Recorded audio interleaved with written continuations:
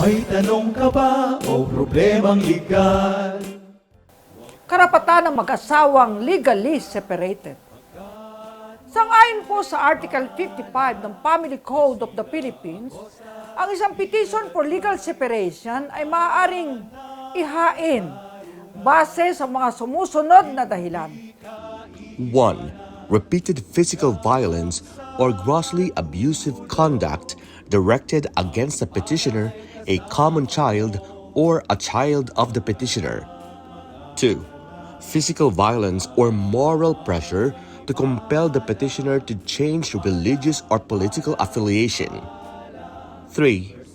Attempt of respondent to corrupt or induce the petitioner, a common child, or a child of the petitioner to engage in prostitution or connivance in such corruption or inducement. 4. Final judgment sentencing the respondent to imprisonment of more than 6 years, even if pardoned.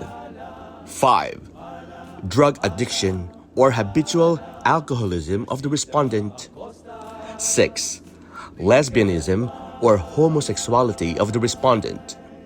7. Contracting by the respondent of a subsequent bigamous marriage, whether in the Philippines or abroad. 8. Sexual infidelity or perversion. 9. Attempt by the respondent against the life of the petitioner. Or 10. Abandonment of petitioner by respondent without justifiable cause for more than 1 year. Ang naagrabyadong asawa na mayroong dahilan, katulad ng mga nabanggit sa itaas, ay maaaring maghain ng kanyang petisyon sa husgado sa loob ng 5 taon mula nang nangyari ang kanyang basehan para hilingin sa husgado na maging legal silang magkahiwalay na ng kanyang asawa sa higaan, sa tahanan. Ito nga ang legal separation. Kapag nakahain na ang petisyon, ay may karapatan ang bawat panig na humiwalay ng kanilang tirahan. Kapag walang napagkasunduan ang mag-asawa na mangangalaga sa kanilang mga absolute community o conjugal partnership property, ang husgado ang magtatalaga kung sino sa mag-asawa ang magiging tagapangalaga ng mga nabanggit na ari-arian. Kapag napagdesisyonan na ng husgado ang petisyon at ito ay pinagbigyan, ang kasal ay hindi pa rin napapawalang bisa. Subalit, ang mag-asawa ay may karapatan na bumukod ng kanilang tirahan.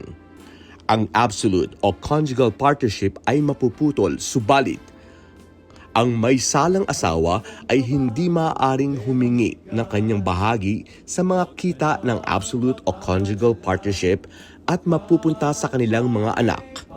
Ang kustodiya para sa mga menor de edad na anak ay maibibigay sa walang kasalanang asawa.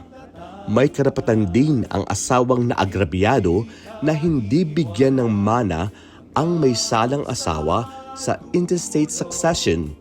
At kung may nagawang testamento ang inosenteng asawa, pabor sa may salang asawa nito ay mawawalan ito ng bisa ayon sa batas. Matapos na ang decree ng legal separation ay maging pinal, maaaring ipawalang bisa ng inosenteng asawa ang anumang donasyong kanyang isinagawa pabor sa kanyang asawa, maging ng anumang designasyon nito pabor sa kanyang asawa bilang benepisaryo sa insurance policy.